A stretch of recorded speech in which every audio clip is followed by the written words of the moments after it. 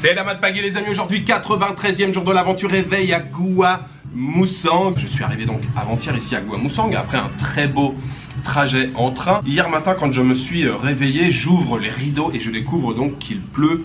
Franchement il y a des nuages partout, c'est gris partout et je me dis bon merde et tout, c'est dommage, il pleut. Alors je vous l'ai dit, hein, on est au centre de la Malaisie, c'est hyper vert partout, donc pour que ça soit hyper vert comme ça, évidemment il faut beaucoup de pluie. Je sais que c'est une région voilà, très arrosée, mais je suis donc à l'intérieur de ma chambre, je regarde par la fenêtre et je me dis bon oh, il pleut mais c'est peut-être pas, voilà, tant que ça en fait. Donc je commence à faire l'intro, je commence à filmer, enfin je décide de filmer. Donc hier je descends et arrivé en bas je me rends compte en fait tant qu'il pleut vraiment beaucoup, donc je sors quand même, je traverse, je vais sur la petite place, je prends un jus ici, après je vais, il y a des petites cantines là sur le côté, je vais dans une cantine, je commence à manger quelque chose, mais en fait voilà, la pluie redouble d'intensité et ça a été comme ça toute la journée, ça n'a pas arrêté. Il y a eu une toute petite éclaircie en fin d'après-midi, mais c'était un truc de fou, c'était ouais, c'était le déluge toute la journée, donc évidemment je n'ai pas filmé. Alors ça a été une journée sans activité, sans visite, mais ça a été une journée assez productive puisque je suis resté ici au bureau tranquillement à faire un petit peu de montage. J'ai juste à côté de l'hôtel, comment on appelle ça, une blanchisserie pour laver les vêtements. Je n'avais plus rien de propre, j'y suis allé, j'ai fait la lessive et puis j'ai rencontré aussi des gens très sympathiques, même si je suis resté très honnêtement dans un périmètre de allez, 150 mètres autour de l'hôtel, je n'ai rien vu de Gua-Musang. Et donc hier soir, je rentre dans ma chambre d'hôtel, et puis je me dis, bon bah tant pis, Gua-Musang, voilà, de toute façon c'est sur ma route hein, pour rentrer à Kuala Lumpur, j'ai pas trop perdu mon temps, puis je voulais prendre le train, mais je me suis dit, bon voilà, je n'aurais rien vu de Gua-Musang, donc je laisse tomber, demain je reprends le train et destination suivante. En plus, je regarde la météo, et je vois qu'aujourd'hui la météo, ils annoncent un temps, mais encore pire qu'hier, un temps minable, mais vraiment minable. Et bref, je me réveille, j'ouvre les rideaux et pour l'instant aucune pluie. Ça fait un peu plus d'une heure que je suis réveillé et il n'y a toujours aucune pluie. Tout à l'heure j'ai même vu un petit bout de ciel bleu. Donc évidemment la météo c'est comme en France hein, la météo elle peut se tromper. Et même avant d'ouvrir les rideaux ce matin quand j'étais dans mon lit, je me suis dit est-ce que je dois vraiment quitter ce bled de Gua-Musang? Non, j'ai envie d'insister, j'ai envie de passer une journée ici. C'est parti pour une nouvelle journée en Malaisie, dans la ville de Gua-Musang. Et je vous ai parlé des petites cantines, on va commencer par là, on va aller boire un thé glacé, peut-être manger quelque chose, on va voir ce qu'ils proposent le matin.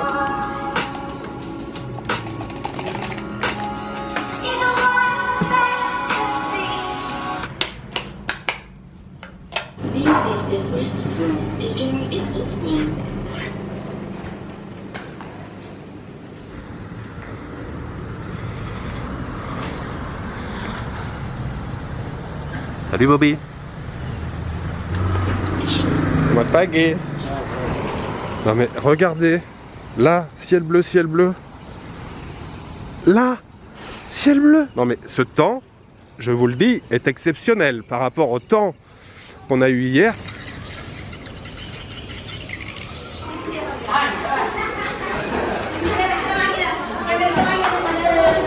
C'est un Mat Pagé. C'est un Mat Pagé.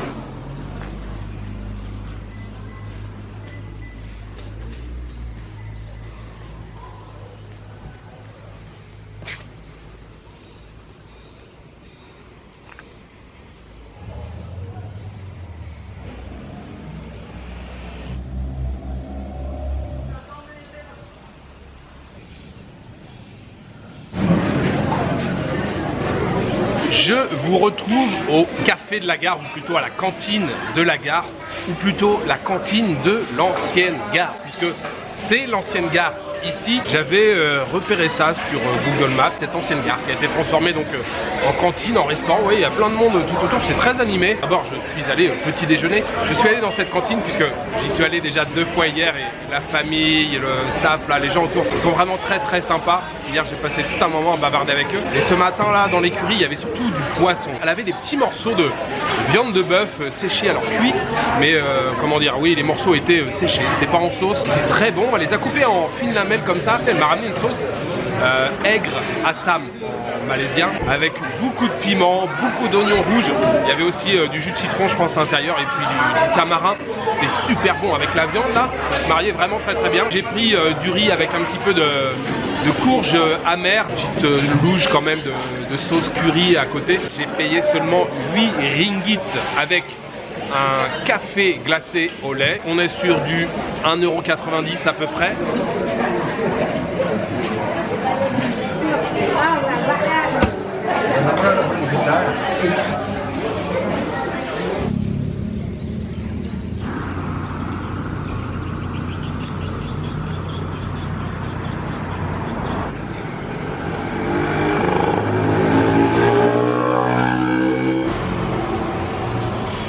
Selamat pagi.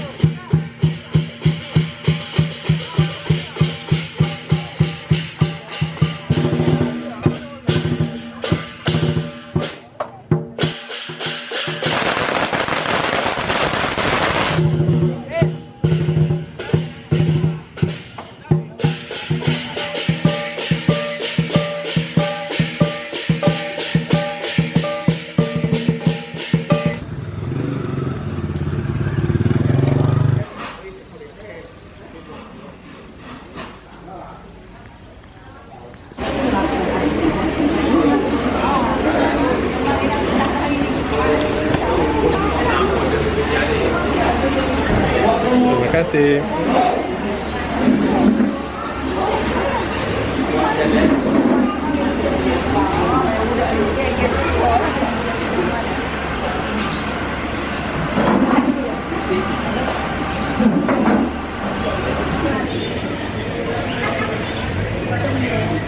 Je suis de retour dans ma cantine préférée. Oui, ça fait seulement 2 jours que je suis ici, mais c'est déjà ma cantine préférée. Je me suis baladé donc un petit peu dans le bourg du village et je suis tombé sur des festivités du Nouvel An lunaire, ou le Nouvel An chinois, comme on l'appelle ici. C'était très sympa. J'ai adoré assister à ces festivités, là, surtout dans une petite ville, dans un village. J'ai suivi un petit peu le cortège. On s'est baladé dans le quartier, le voisinage. Alors, dans le quartier, il y a des maisons où il y a des Malais musulmans, mais il y a aussi donc des Sino-Malaisiens qui sont bouddhistes. Sur les pick-up, La plupart ce sont des jeunes qui jouent des instruments, des cymbales, des tambours. Puis il y a donc les fameux lions, la danse du lion. Le cortège s'arrête devant chaque maison de famille sino-malaise. Le lion fait sa danse, le lion rentre à l'intérieur de la maison. Quand le cortège s'en va, il y a toute une mitraillette de pétards, je sais pas, on appelait ça une mitraillette quand j'étais petit, comment la guirlande de pétards, donc ouais, ça pétarade, et puis on va ensuite à la maison suivante. Oh, franchement c'était génial, j'ai adoré. Je suis resté un bon moment avec eux justement à suivre le cortège, et ensuite j'ai cherché un taxi. J'avais déjà demandé hier, mais j'ai redemandé aujourd'hui, ils m'ont dit non mais il n'y a pas de taxi ici. Donc je suis revenu ici en fait, où j'ai pas mal bavardé avec la famille ici. Et puis j'en ai profité pour manger bien sûr un nasi lemak. Et je viens de demander à la patronne. Et je lui dis ouais, est-ce qu'il y aurait un taxi ou quelqu'un qui peut m'emmener à Kampung Pulai. Elle me dit là il n'y a personne, mais attends, je peux peut-être téléphoner, je connais quelqu'un. Donc elle est partie téléphoner, je ne sais pas si elle va trouver quelqu'un. Oh, it's full. Here? Ni Kuih. nasi lemak kuih. Nasi lemak kuih. kuih. Ok, Kampung Pulai.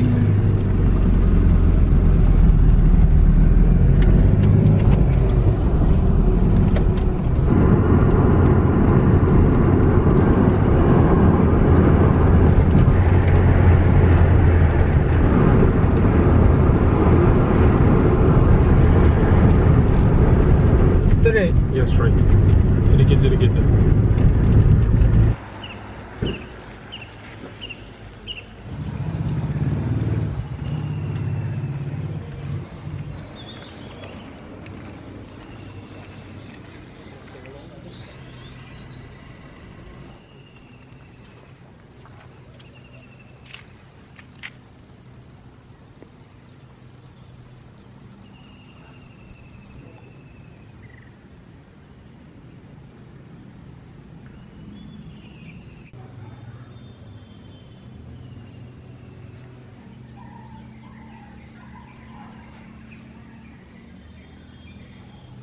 Ça y est, je vous retrouve les amis à Kampung Pulai. Il y a deux choses qui m'intéressent ici, deux temples. Un premier qui est juste à côté et qui s'appelle Shui Yeodong. Vous l'avez vu, je suis pas trop sûr. Allez, je vous le mets ici si c'est pas vraiment ça. Et puis un deuxième temple qui est lui aussi juste à côté, mais un petit peu plus loin, qui se trouve dans une grotte dans une montagne. Et le temple a l'air aussi très sympa là-bas. Et lui, il s'appelle Xia. Les deux ont l'air très très chouettes. Et nous sommes donc dans le village de Kampung Pulai. Je suis donc venu en véhicule privé, hein, pas un taxi. Il y a un monsieur qui est arrivé d'un certain âge et il m'a dit moi je peux t'emmener pour 30 ringgit. Alors 30 ringgit ça fait 6,50 € pour parcourir les 12 km. Tarif par rapport prix kilomètre, prix de l'essence et tout, un peu onéreux, mais il n'y a pas de taxi de toute façon. J'avais pas le choix et puis lui ça lui permet de se faire un petit billet comme ça. Ça me fait plaisir, c'est de bon cœur. Alors on n'a pas mis très longtemps hein, pour faire les 12 km, surtout que il était un peu âgé le monsieur, mais il appuyait bien sur le champignon, comme on dit. Ah oui, ce que je voulais vous dire avant de commencer la visite. Oui, le nasi lemak que j'ai mangé là, je lui dis mais combien je vous dois le nasi lemak et le thé glacé. Elle me dit non, rien. Je dis comment ça, rien? Non, rien, c'est cadeau de la maison, ça me fait plaisir. Merci beaucoup madame. En plus, il était délicieux ce nasi lemak, le sambal était bien relevé, le riz était bien parfumé en coco et tout. Non, c'était vraiment très très bon.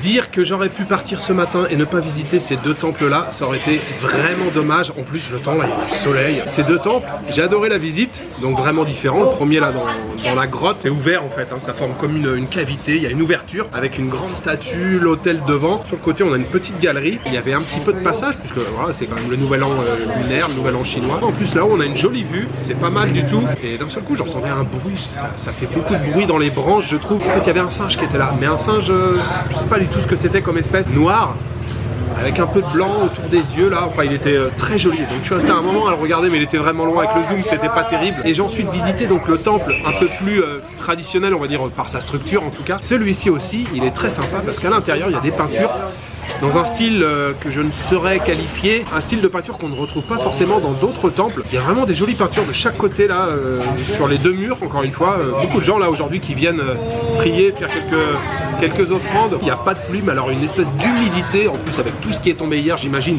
Le soleil, là, dès que ça chauffe, on a l'humidité qui remonte, il y a un taux d'humidité de malade. Juste pour monter les quelques marches tout à l'heure, j'étais déjà en sueur. Donc évidemment, je m'hydrate un petit peu avec un thé glacé. Et puis, comme tout à l'heure, hein, on est dans un village encore plus petit que Gua Musang, donc ici il n'y a pas de taxi évidemment. Je ne sais pas comment je vais rentrer. Je vais me balader un petit peu là dans le village et on va voir si je trouve une solution pour rentrer. Bon, ça ne m'inquiète pas trop, je devrais trouver une solution pour rentrer à Gua Musang, en tout cas avant la nuit, j'espère.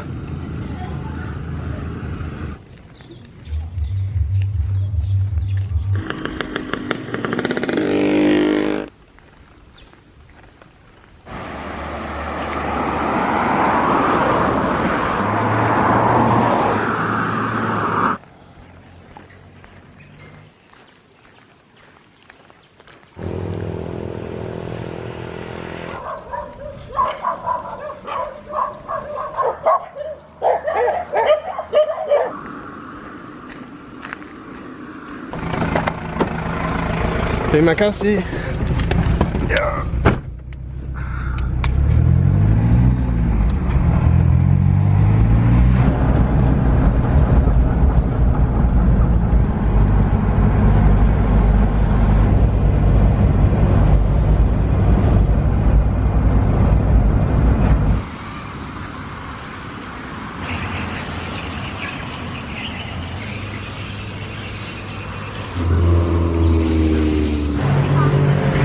Selamat petang.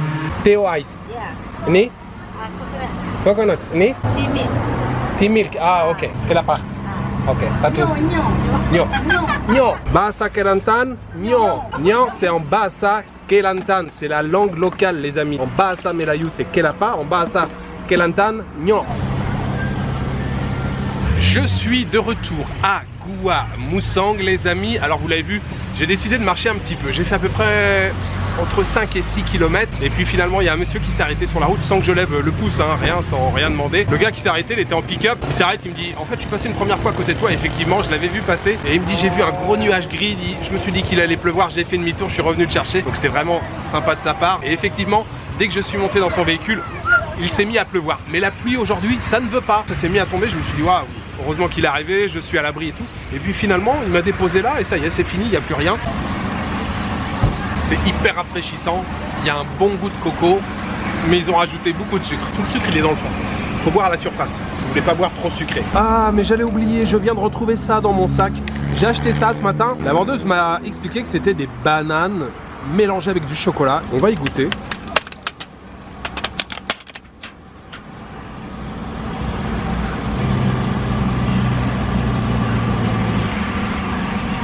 Pas que de la banane, c'est de la pâte mélangée avec de la banane et avec du chocolat. Et c'est pas mal.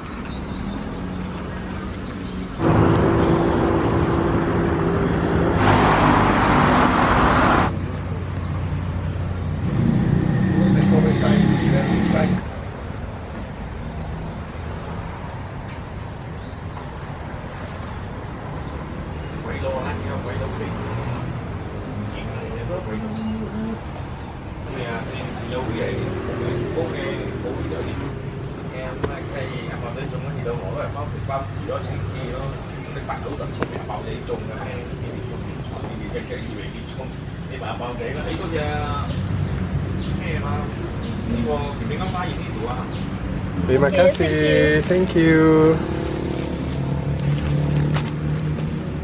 Et les Malaisiens, ils veulent vraiment me faire prendre du poids, ils veulent me faire grossir. La vendeuse là où j'ai mangé la soupe là qui était délicieuse, en partant elle m'a dit attends, reviens. Et elle m'a donné 4 pisang goreng, 4 bananes frites. Elles ont l'air délicieuses, mais moi je suis calé, j'en peux plus.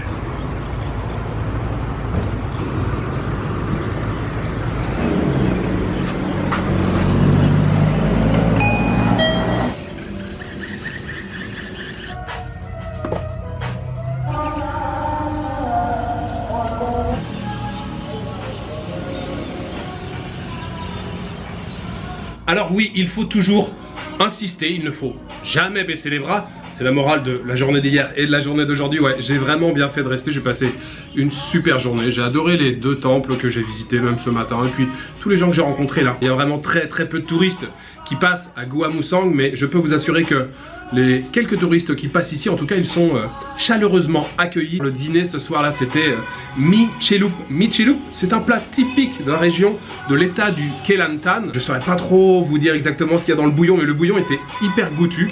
Un bouillon marron, ouais, vraiment très bon. Et puis elle m'a dit, ouais, tu veux quoi comme viande et tout? Je lui dis, ouais, ce que vous avez, moi, ça, il n'y a pas de problème, la viande, j'aime ça, mettez ce que vous voulez. Donc elle a mis un mix de viande de poulet et viande de bœuf.